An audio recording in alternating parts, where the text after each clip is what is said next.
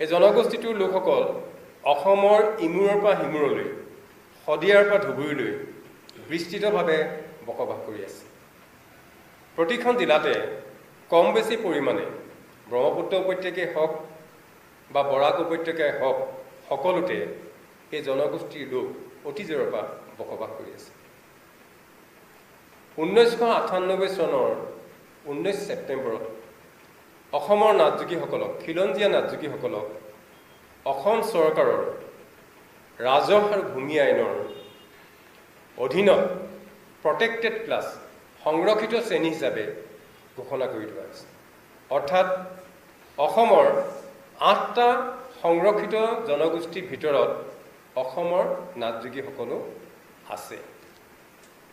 সেই সূত্ৰে অসমৰ নাটযোগীসকল অসমৰ এটা চৰকাৰীভাৱে স্বীকৃত সংৰক্ষিত শ্ৰেণী খিলঞ্জীয়া জনগোষ্ঠী। কিন্তু এই যিখন প্ৰটেক্টেড ক্লাছৰ অধিসূচনা 1998 চনত ৰাজ্য চৰকাৰে জাৰি কৰিছিল, এই অধিসূচনাখন যেনেধৰণে ইমপ্লিমেণ্ট হ'ব লাগিছিলে অসমৰ প্ৰতিখন জিলাত তেনেধৰণে হোৱা নাই। কাৰণ সেই অধিসূচনাখন 1886 চনৰ যিখন আইন লেণ্ড এণ্ড ৰেভিনিউ ৰেগুলেশ্যন তাৰ 160 অনুচ্ছেদ মতে অসমৰ নাটযোগীসকলক সংৰক্ষিত শ্ৰেণীৰ অধিকাৰ দিয়া হৈছিল, যাৰ যোগেদি অসমৰ নাটযোগীসকলৰ ভূমিৰ অধিকাৰ থাকিব, কিন্তু ট্ৰাইবেল বেল্ট আৰু ব্লকবিলাকৰ বাহিৰত থাকিব। যাৰ কাৰণে আমাৰ জনগোষ্ঠীটোৰ বহুত মানুহ, যিখিনি মানুহ অতীজৰে পৰা ট্ৰাইবেল বেল্ট আৰু ব্লকবিলাকত বসবাস কৰি আছে, তেওঁলোকে মাটিৰ পট্টা পাবলৈ সক্ষম হোৱা নাই। আজি আমাৰ মাজত দক্ষিণ কামৰূপৰ 6 গাঁও ৰাজহ চক্ৰৰ অধীনৰ বামুণী গাঁও বন সংমণ্ডলৰ অধীনত আমাৰ প্ৰায় 1000টা পৰিয়ালে মাটিৰ পট্টা পাবলৈ সক্ষম হোৱা নাই ট্ৰাইবেল বেল্ট আৰু ব্লকৰ মাজত বসবাস কৰাৰ কাৰণে। তেখেতসকল আমাৰ মাজতে উপস্থিত আছে। কিন্তু অসম চৰকাৰে জাৰি কৰা আন এখন অধিসূচনা, যিখন অধিসূচনা অনুচ্ছেদ 164ৰ অধীনত যিখন অধিসূচনা জাৰি কৰা হৈছিল, তাত অসমৰ নাটযোগীসকলতকৈ বহু পিছত অসমত বসবাস কৰা কেইবাটাও জনগোষ্ঠীয়ে ট্ৰাইবেল বেল্ট আৰু ব্লকবিলাকত মাটিৰ পট্টা পোৱাৰ অধিকাৰ তেওঁলোকে পাইছে। গতিকে আমি অসম প্ৰাদেশিক যোগী সন্মিলনে ইতিমধ্যে অসম চৰকাৰৰ ওচৰতো আমাৰ অভিযোগ পত্ৰ দাখিল কৰিছোঁ। অসমৰ মাননীয় মুখ্যমন্ত্ৰী মহোদয়কো আমি সাক্ষাৎ কৰি পেলাই আমাৰ এই অভিযোগ তেখেতৰ আগত আমি ব্যক্ত কৰিছোঁ। কিন্তু বিগত সময়ছোৱাত আমাৰ অভিযোগ বা আমাৰ দাবী সংক্ৰান্তত ৰাজ্য চৰকাৰে কোনো ধৰণৰ পদক্ষেপ লোৱা দৃষ্টিগোচৰ হোৱা নাই। অহা 25 তাৰিখৰ পৰা অসম বিধানসভাৰ অধিৱেশন অনুষ্ঠিত হ'ব। গতিকে আমি আপোনালোকৰ মাধ্যমেদি অসম চৰকাৰক দৃষ্টিগোচৰ কৰিব বিচাৰিছোঁ, যাতে আমাৰ যি এইটো সমস্যা, ভূমিৰ যি সমস্যা, সংৰক্ষিত শ্ৰেণী হিচাপে এটা ডিফাৰেঞ্চ নাৰাখি পেলাই অসমৰ নাটযোগীসকলক অনুচ্ছেদ 164 যোগেদি প্ৰটেক্টেড ক্লাছ হিচাপে ঘোষণা কৰি অসমৰ এই পুৰাতন জনগোষ্ঠীটোক, খিলঞ্জীয়া জনগোষ্ঠীটোক ভূমিৰ অধিকাৰ প্ৰদান কৰিব লাগে। এইটো আমাৰ প্ৰথম দাবী চৰকাৰৰ ওচৰত।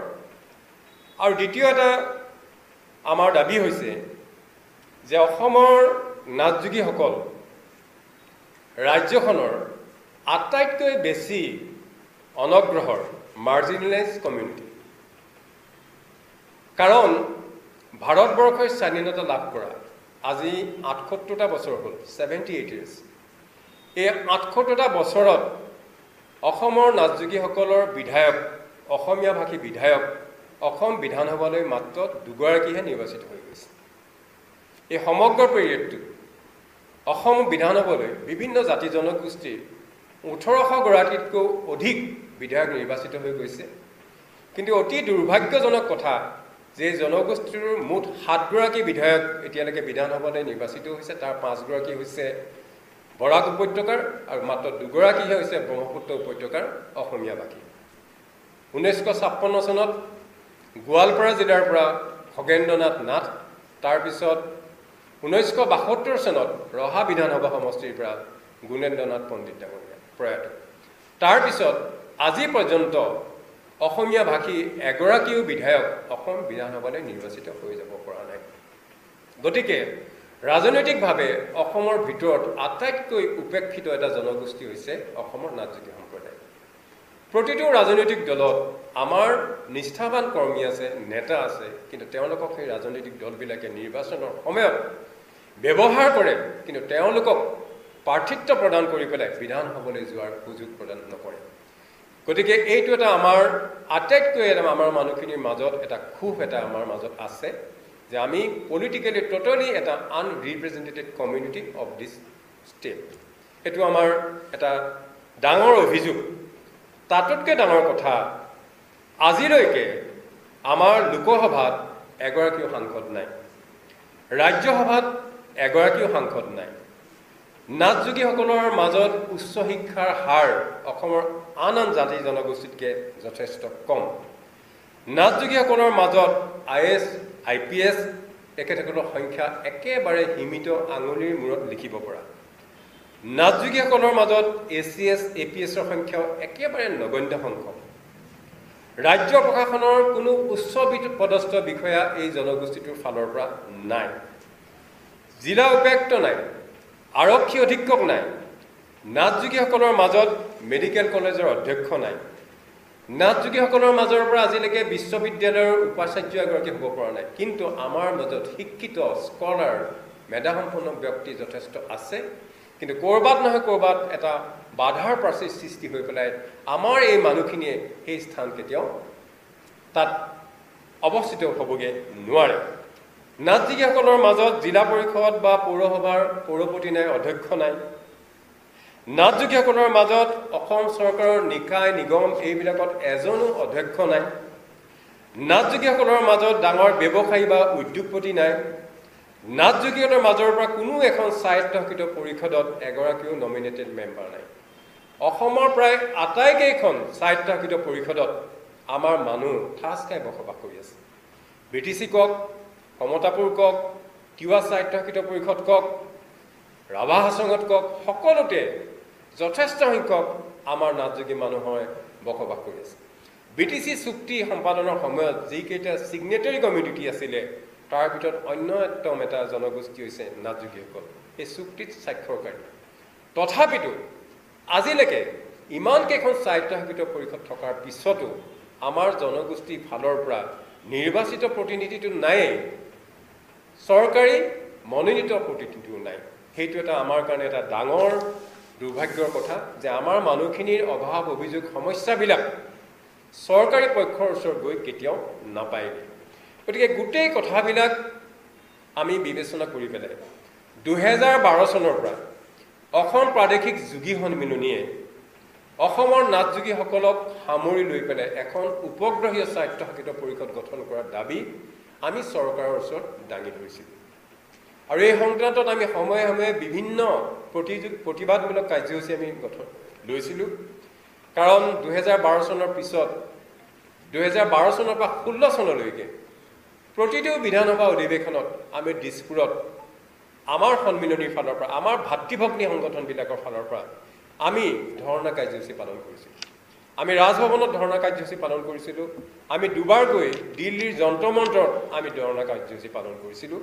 আৰু আমি আমাৰ দাবী সম্পৰ্কত ভাৰতৰ ৰাষ্ট্ৰপতি, ভাৰতৰ প্ৰধানমন্ত্ৰী, ভাৰতৰ গৃহমন্ত্ৰী, জনজাতি পৰিক্ৰমা মন্ত্ৰীলৈ আমি 2013, 14, 15 এই কেওটা বৰ্ষতে আমি একে লেঠাৰিয়ে তেখেতসকলৰ হাতত, তেখেতসকলৰ কাৰ্যালয়ত গৈ পেলাই আমি স্মাৰক পত্ৰ প্ৰদান কৰিছোঁ। কিন্তু আজি অসমত যি পৰিস্থিতি দেখা গৈছে, যেনে এটা নতুন পৰিস্থিতিৰ সৃষ্টি হৈছে, আমি সেই পৰিস্থিতিৰ মাজত আজি আমি উপলব্ধি কৰিছোঁ, আমাক যদি স্বায়ত্তশাসন নিদিয়ে, স্বশাসনৰ ব্যৱস্থা যদি নিদিয়ে, এই যি এটা প্ৰতিযোগিতাৰ যি এটা দৌৰ হৈছে বিভিন্ন জাতি জনগোষ্ঠীয়ে নিজৰ মানুহখিনিক আগুৱাই নিয়াৰ ক্ষেত্ৰত আমাৰ জাতিটো হয়তো এদিনাখন পাহৰণি গৰ্ভত হেৰাই যাব, আমাৰ জাতিটো হয়তো এদিনাখন নিশ্চিন্ন হৈ যাব। সেইকাৰণে আমি আজি আপোনালোকৰ মাধ্যমেদি অসম চৰকাৰৰ ওচৰত দুটা দাবী, প্ৰধানকৈ দুটা দাবী আমি উত্থাপন কৰিছোঁ, তেখেতসকলক আমি দৃষ্টিগোচৰ কৰিছোঁ যে অসমৰ নাথযোগীসকলক 1886 চনৰ ভূমি আৰু ৰাজহ আইনৰ অধীনত দফা 164 অধীনত সংৰক্ষিত শ্ৰেণীৰ মৰ্যাদা প্ৰদান কৰিব লাগে আৰু ইয়াৰ সমান্তৰালকৈ স্বশাসনৰ যোগেদি অসম নাথযোগী স্বায়ত্তশাসিত পৰিষদ গঠন কৰি পেলাই এই ডাউন ট্ৰডেন মানুহখিনিক, এই অনগ্ৰহৰ মানুহখিনিক, পিছপৰা মানুহখিনিক নিজে আগবাঢ়ি যাবৰ কাৰণে চৰকাৰে এটা ব্যৱস্থা প্ৰদান কৰিব লাগে। গতিকে অহা বিধানসভা অধিৱেশনত আমাৰ এই দাবী আমি আশা কৰিছোঁ ৰাজ্য চৰকাৰে বিধানসভাৰ মাজত আপোনালোকৰ মাধ্যমেদি গম পাব, আলোচনা কৰিব আৰু এই অধিৱেশনৰ মাজতে আমাৰ এই দুটা দাবী পূৰণ কৰি পেলাই অসমৰ নাথযোগীসকলক সাংবিধানিক সুৰক্ষা কৱচ প্ৰদান কৰিব। আমাৰ মূল বক্তব্য এইখিনি। ইয়াৰ লগতে আৰু কেইবাটাও দাবী, প্ৰায় 20টা দাবী আমাৰ ৰাজ্য চৰকাৰৰ ওচৰত দিয়া আছে, সেইখিনিতো থাকিবই। কিন্তু আপোনালোকৰ মাধ্যমেদি আমাৰ আজি মূল দাবী হৈছে যে অসমৰ নাথযোগীসকলক পূৰ্ণাংগ সংৰক্ষিত শ্ৰেণী হিচাপে ৰাজ্য চৰকাৰে ঘোষণা কৰিব লাগে আৰু অসমৰ নাথযোগীসকলক সামৰি লৈ উপগ্ৰহীয় ভিত্তিত এখন নাথযোগী স্বায়ত্তশাসিত পৰিষদ গঠন কৰিব লাগে। এইখিনি আমাৰ বক্তব্য।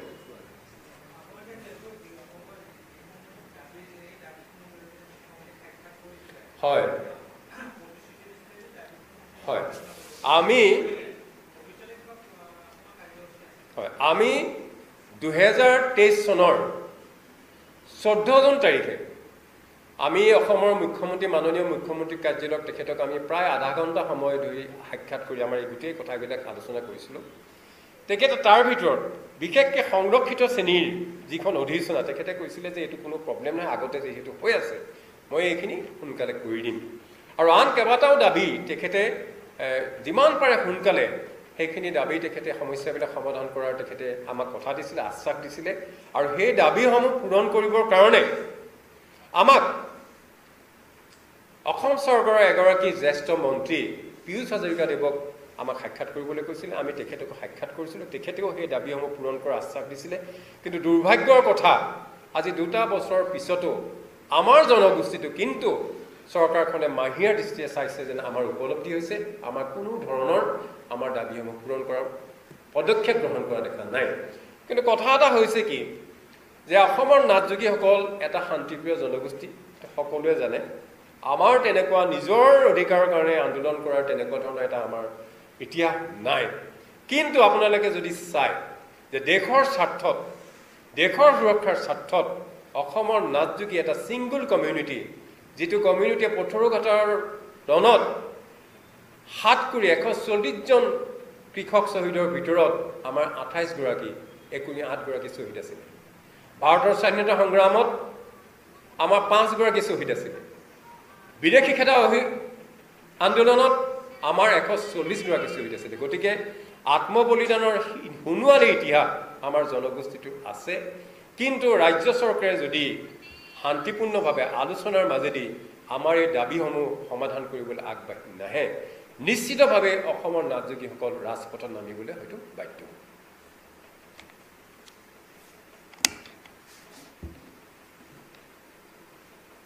ঠিকে আছেনে?